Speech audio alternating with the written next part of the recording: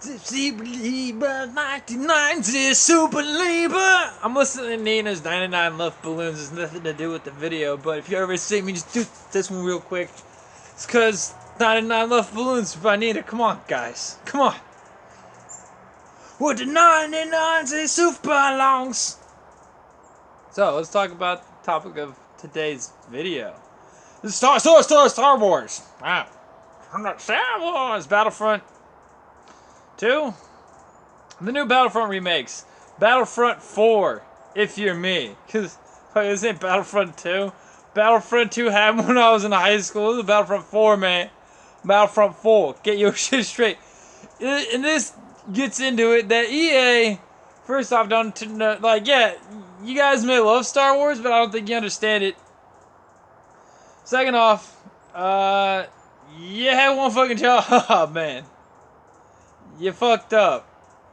This whole series, yeah, you had one job, man. It was remake the old Star Wars Battlefront games because they were the shit. And that didn't happen. Just didn't happen. This news controversy, we're not going to get into it, but we'll just say that EA, when I hear EA has picked up a franchise, my first thought is, well, that's ruined. I won't be playing any of those games ever again. Because EA is the final nail in the coffin. EA is the place where games go to die.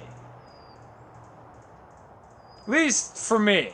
This is all my opinion. I have a very distinctive opinion, is what we'll say. And the first Star Wars games was the best. Number 1, it's the greatest. Number 2, still pretty good. They got away from what made number 1 great in my mind. Here's what made number 1 great.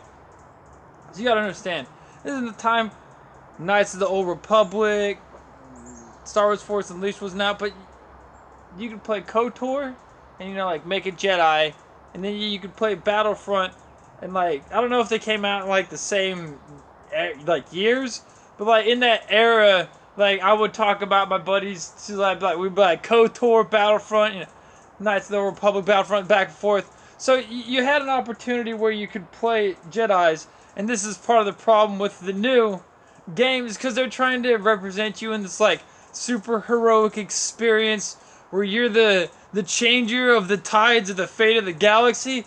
No! Get out of here with that, man. That's not what Star Wars Battlefront was about. Star Wars Battlefront was you're a droid with a rocket launcher. Go out, smash things faster than they smash you, alright? Because there's a counter up there, and you got a counter too, and there's 500 of y'all, and whoever loses all 500 first, loses.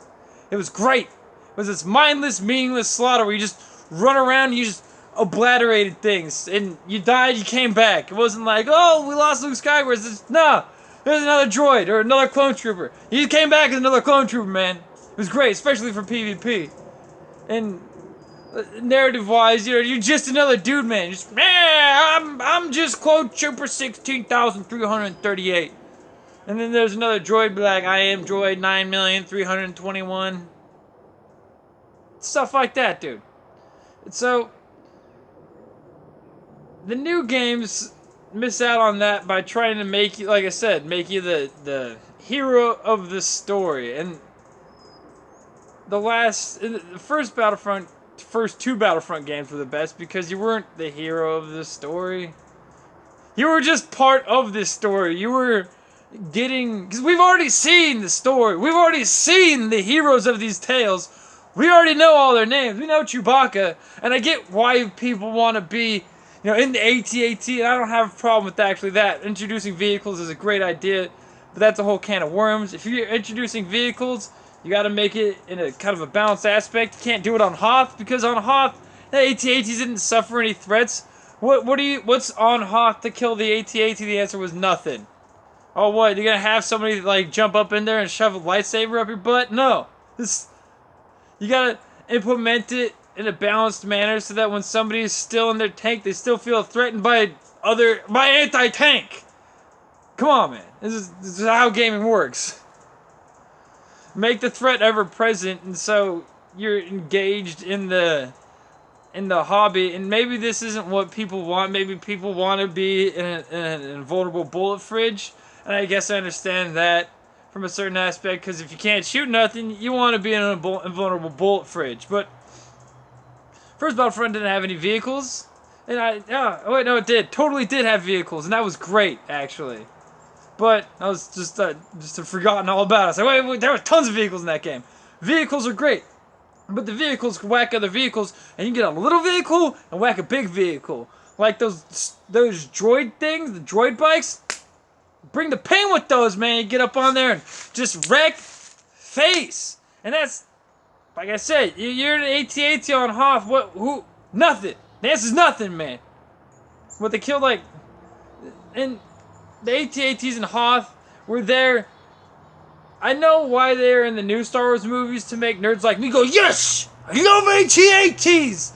But the reason they were in Hoth in the first place was because the Empire had just experienced juxtaposition. They had just been taken from, oh, we have a Death Star! We can blow up planets! And like, well, some farm boy who used to shoot rats in a speeder with a gun blew up our biggest space station.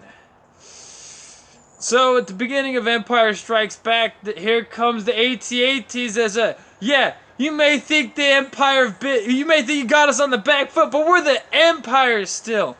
AT-ATs, you can't do nothing to us. That's what they were about, man. And so while they in the movie represented the crushing might of the Empire descending upon the rebels in Hoth, in a game you can't have such a OP figure, and you can't have these OP figures cost $80 and then nobody can play your game, because like I said, when EA gets a hold of a game, I go, it's over now. That game's done. That's the way it is. You guys have one job. Just port the old Battlefront. Make $1 million. You didn't do it.